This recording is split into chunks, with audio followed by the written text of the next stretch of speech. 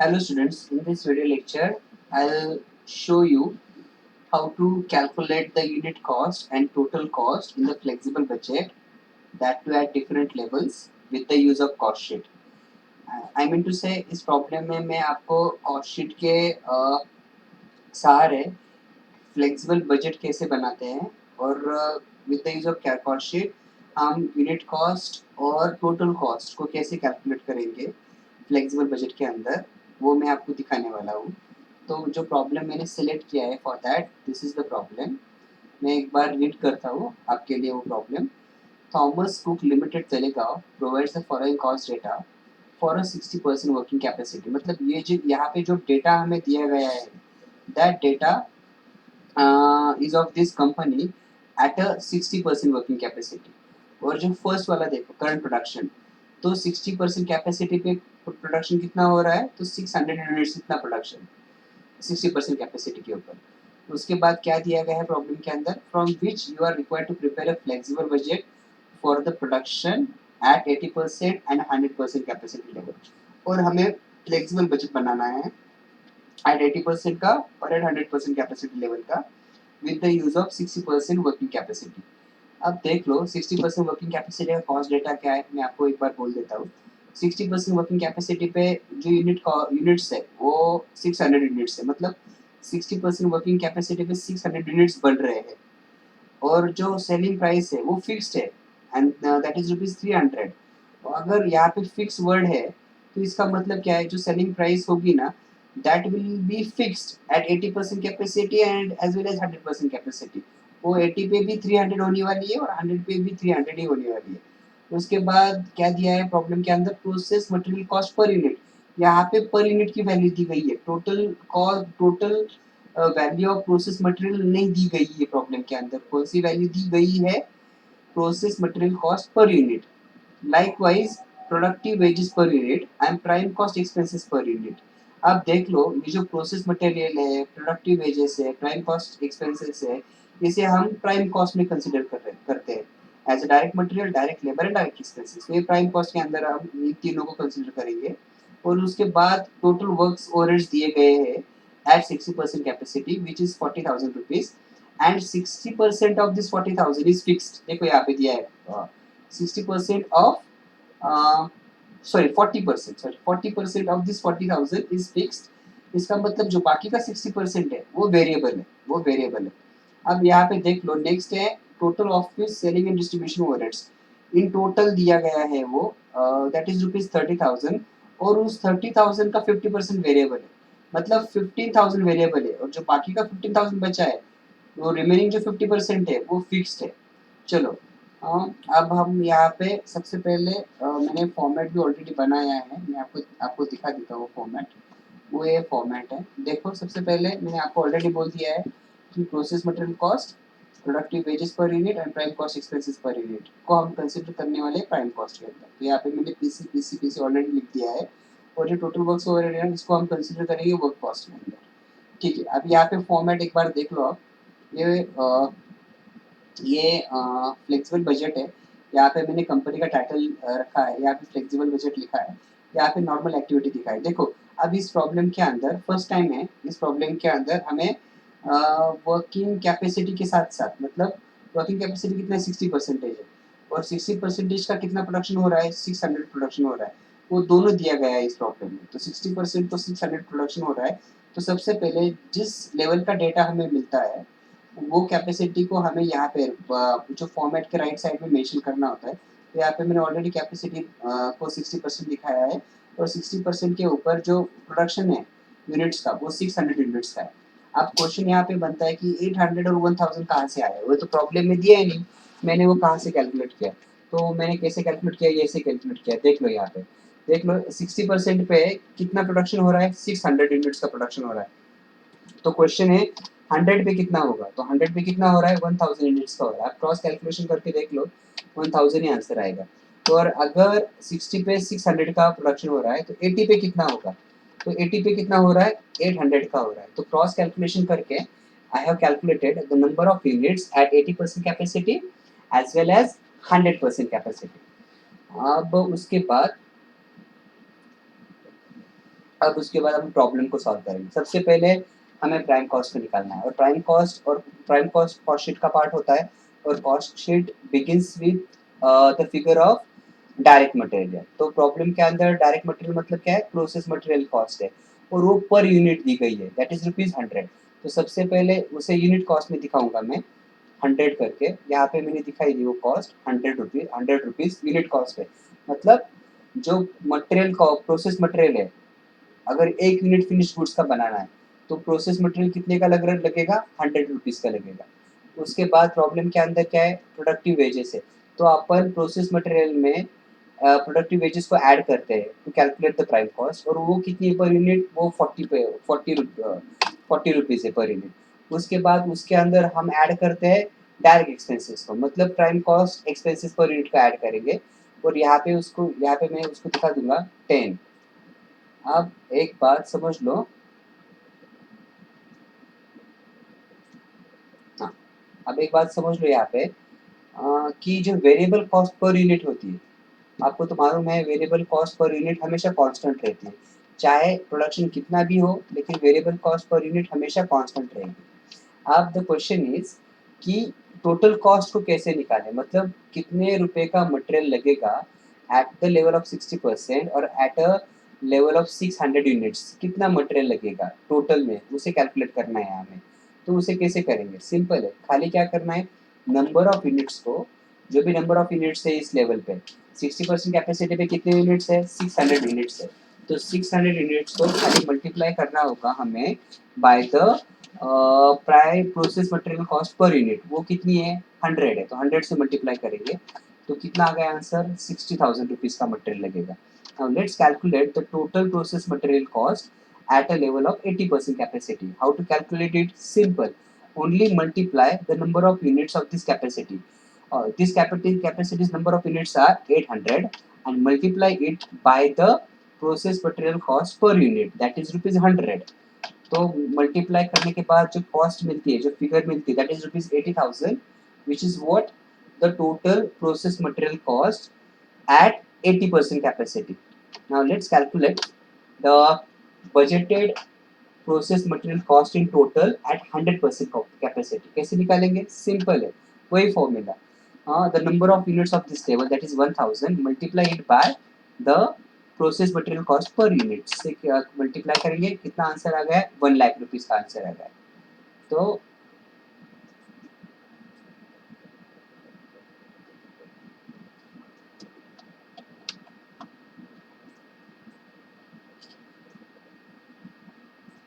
Okay, अब इसके बाद let's calculate the productive wages in total at 60% capacity, 80% capacity, and 100% capacity. Now the productive wages unit cost is rupees 40, and in order to find out the total cost of productive wages at 60% capacity, I have to only multiply the number of units by the productive wages per unit. उसका cost कितना है, 40 है, तो productive wages per unit कितने हैं, 40 है, तो multiply करने के बाद कितनी वैल्यू आई, 24,000 वैल्यू आई।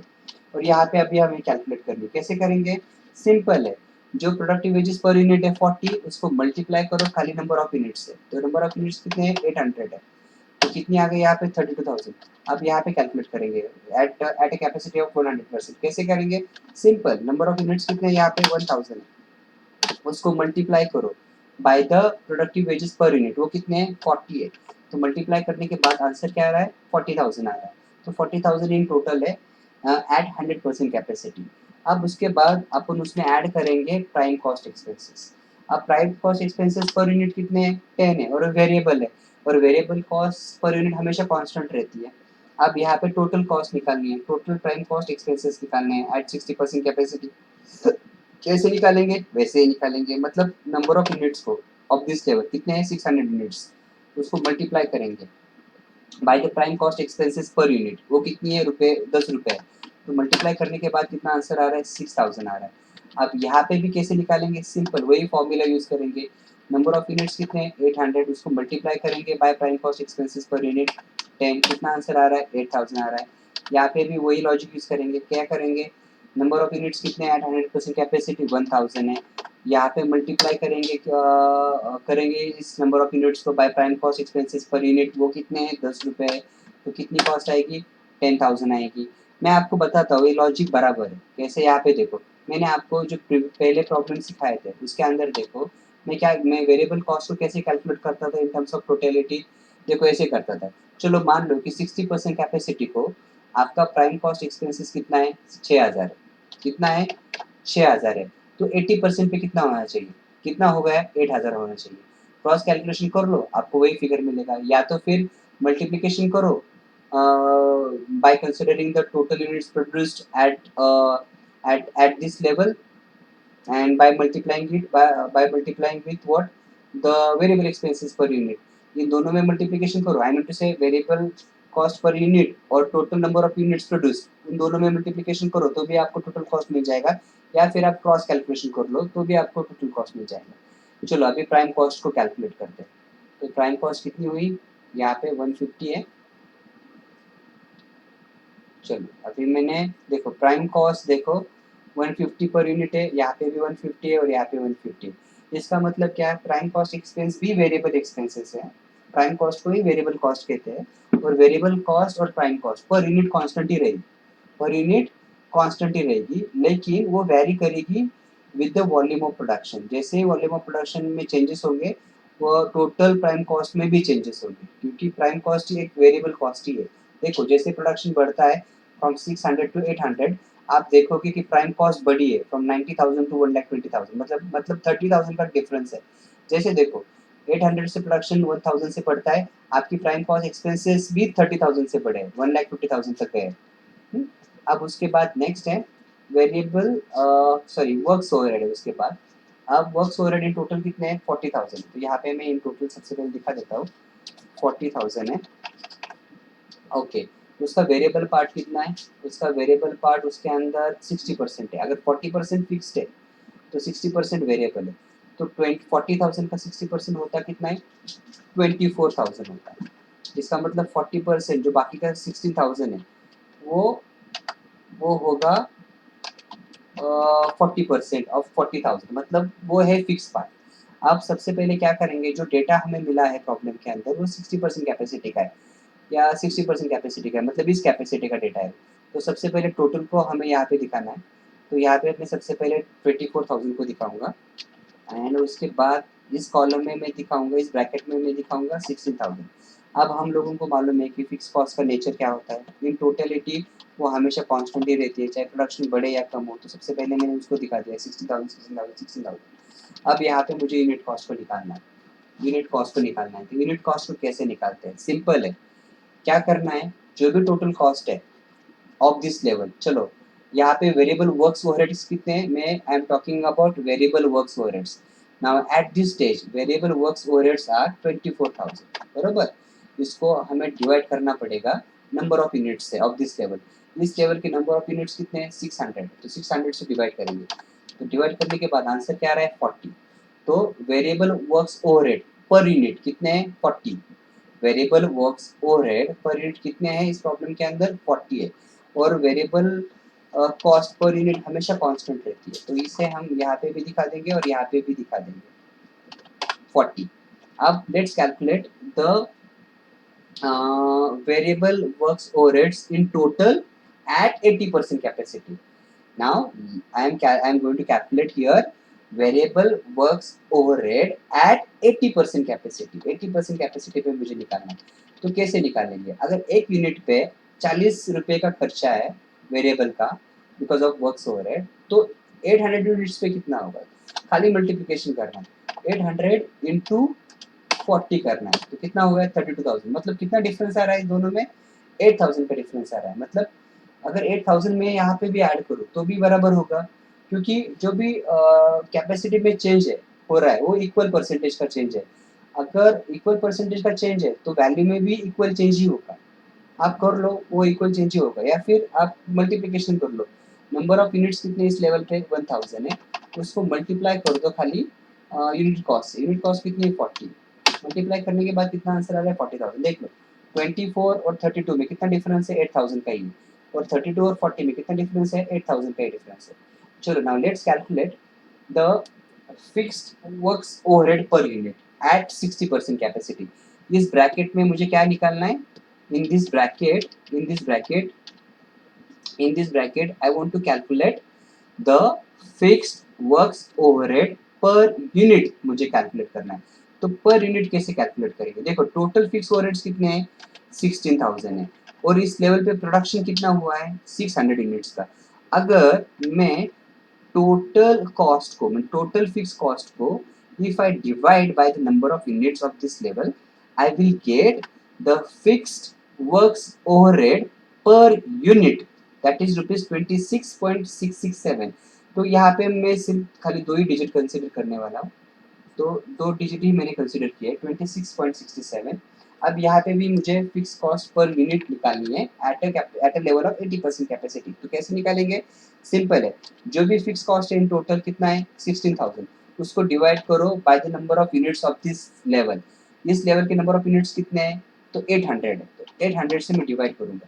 तो डिवाइड करने के बाद कितना आंसर आ रहा है मेरा, 20 रुपीज। तो fixed works overhead per unit at a level of 80% capacity is rupees 20.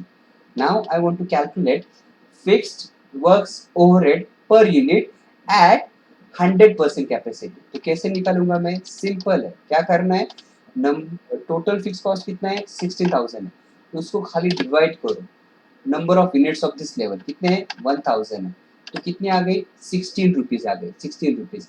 अब मुझे कैलकुलेट करनी है प्राइम कॉस्ट। कैसे कैलकुलेट करूंगा प्राइम कॉस्ट में, सिंपल है, इन तीनों का एडिशन कर लूंगा और यहाँ पे prime works cost per unit भी निकालूंगा मैं, यहाँ पे इतनी हो गई वो, हाँ। So this is the works cost. देखिए वर्क्स कॉस्ट पर यूनिट 216.67 है, इन टोटल 1,30,000 है, यहाँ पे 1,68,000 है, यहाँ पे 2,06,000 है, और जो वर्क्स कॉस्ट पर यूनिट है एट 80% कैपेसिटी 210, एट 100% कैपेसिटी 206। अब लास्ट वाला खाली एक ही बचा है प्रॉब्लम के अंदर, that is total sale office selling and distribution overheads, और वैल्यू कितना है 30,000 है। तो 30,000 का मैं आपको दिखा देता हूँ, यहाँ पे देख लो 30,000 सबसे पहले मैंने यहाँ पे दिखाई 30,000 और उसका 50% वेरिएबल है। 30,000 का 15% कितना होता है, तो 15,000 होता है।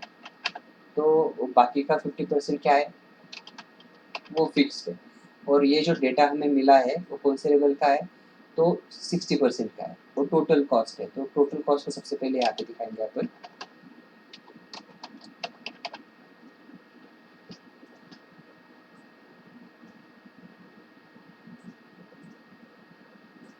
ओके 50,000। अब जो फिक्स कॉस्ट है वो इन टोटलिटी हमेशा कांस्टेंट रहती है, कभी बदलती नहीं। तो मैं उसे ऑलरेडी टोटल कॉस्ट का जो कॉलम है 80% का और 100% का, मैंने उसे वहाँ पे उस 15,000 को दिखा दिया है।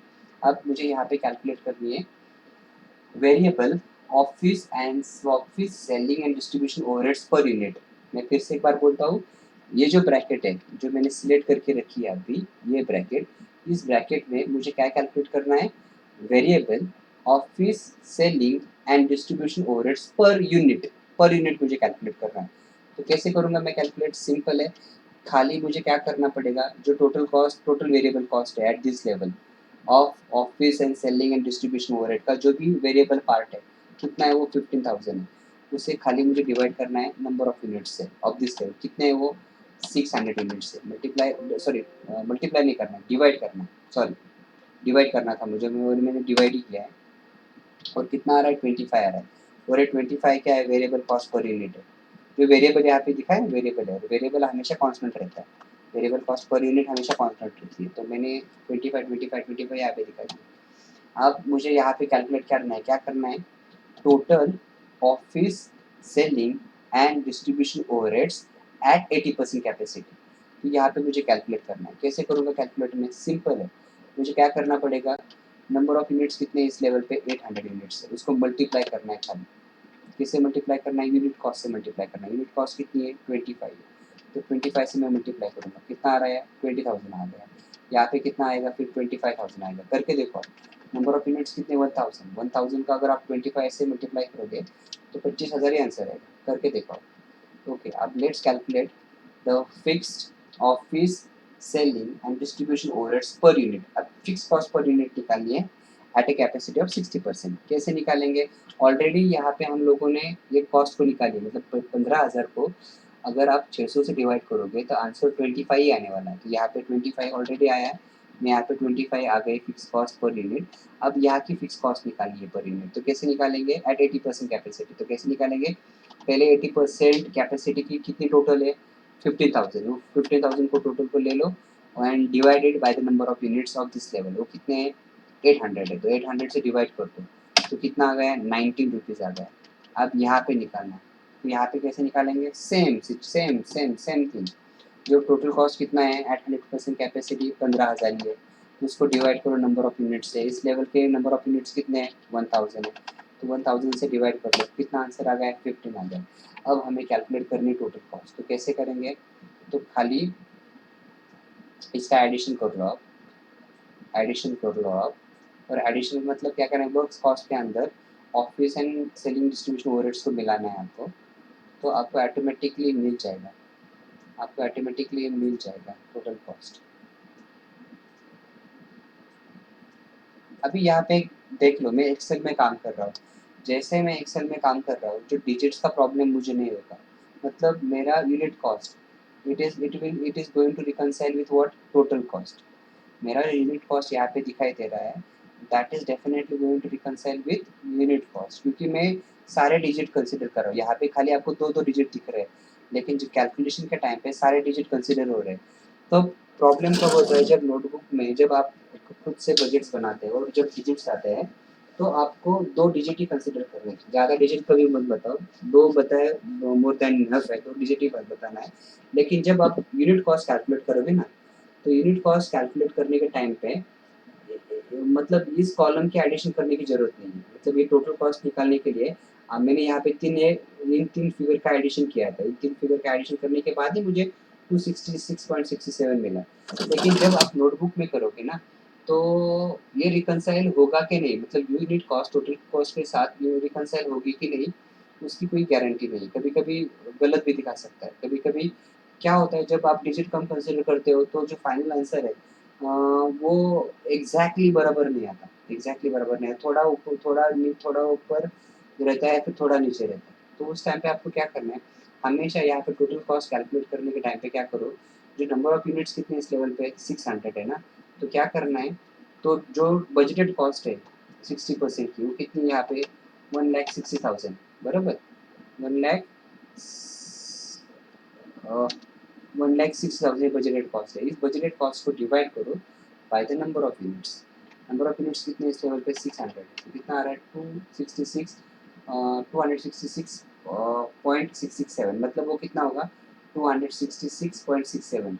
अगर इसको आप शॉर्ट करोगे ना तो उतना ही आएगा। देख लो इसको 266.67, तो इससे इसको आपको यहाँ पे दिखाना है। ठीक है, चलो अभी अपन प्रॉफिट निकालेंगे। प्रॉफिट कैसे निकालेंगे देख लो। यहाँ पे प्रॉब्लम में we have the figure that is ₹300 and it is of selling price, and it is selling price per unit, and it is fixed, so it will going to remain same at every level। तो 300 rupees जो price है वो same ही रहने वाली है, वो बदलने नहीं वाली। सेलिंग प्राइस पर यूनिट कितनी है? 300 ही है। अब चलो सेल्स, टोटल सेल्स को निकालते हैं। अगर एक यूनिट 300 में बिकने वाला है तो इस लेवल पे कितने यूनिट्स बन रहे हैं? 600 यूनिट्स बन रहे हैं। तो टोटल कॉस्ट, टोटल सेल्स कितना होगा, मतलब टोटल टर्नओवर कितना होगा? सिंपल है, number of selling price per unit को मल्टीप्लाई करो विथ नंबर ऑफ यूनिट्स। तो कितना आ रहा है? सॉरी, यहाँ पे 600 है ना, 600 से मल्टीप्लाई करो, कितना आ रहा है? सेल्स टर्नओवर 1,80,000 आ रहा है। यहाँ पे भी निकालना है, तो कैसे निकालेंगे? 300 यूनिट्स, 300 सेलिंग प्राइस, ये प्राइस है 300, नॉट यूनिट्स नहीं है, 300 सेलिंग प्राइस है। इसको मल्टीप्लाई करना है हमें किसके साथ? Number of units. और 80% पे 800 यूनिट्स बन रहा है, तो यहाँ पे इतनी होगी सेल्स वैल्यू, दैट इज 2,40,000। और यहाँ पे आप निकालेंगे अपन, तो यहाँ पे भी 300 सेलिंग प्राइस पर यूनिट है और number of units eight 100% capacity 1000 है। तो यहाँ पे कितनी आ रही है? यहाँ पे जो फिगर है दैट इज 3 लाख रुपीज, वो 3 लाख रुपीज फिगर। चलो अभी हमें निकालना है प्रॉफिट। तो प्रॉफिट कैसे निकालेंगे? सिंपल है, सिंपल है। क्या करना है? सेलिंग प्राइस जो है उससे डिवाइड करो टोटल कॉस्ट को। कितना आ गया? 33.33, 33.33। अगर इसको आप शॉर्ट करोगे तो कितना होगा? 33.33। अब यहाँ पे प्रॉफिट निकालना है, तो कैसे निकालेंगे? सेल्स कितना है? टोटल सेल्स कितना है? 1,80,000। तो 1,80,000 में से 1,80,000 में से माइनस करो टोटल कॉस्ट को। टोटल कॉस्ट कितनी है इस लेवल पे? 1,60,000। तो कितना प्रॉफिट है? 20,000 का प्रॉफिट आ रहा है। कितना प्रॉफिट आ रहा है? 20,000 का प्रॉफिट आ रहा है इस लेवल के ऊपर। अब इस लेवल का कैलकुलेट करना है। कैसे करेंगे कैलकुलेट? सिंपल। क्या करना है? कितना सेल्स है? मतलब यहाँ पे देखो, जब 600 यूनिट आप बेच रहे हो ना, तब यूनिट प्रॉफिट कितना है? एक यूनिट के ऊपर कितना प्रॉफिट है? 33.33। इतना प्रॉफिट है एक यूनिट के ऊपर।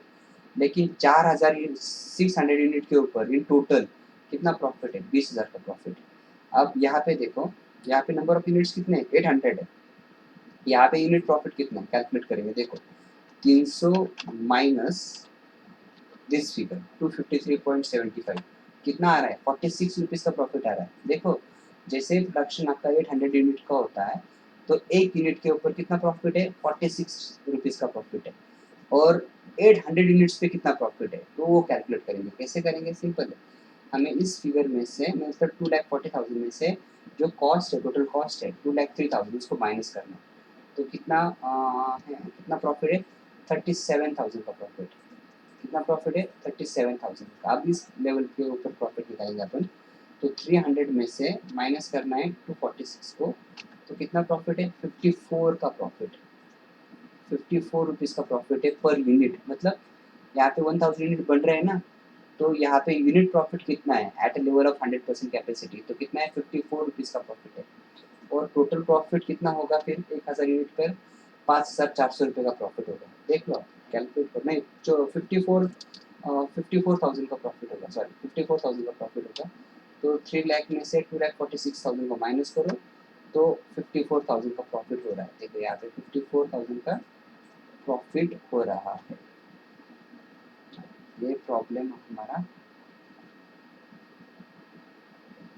हो चुका है। This problem is over. Thank you.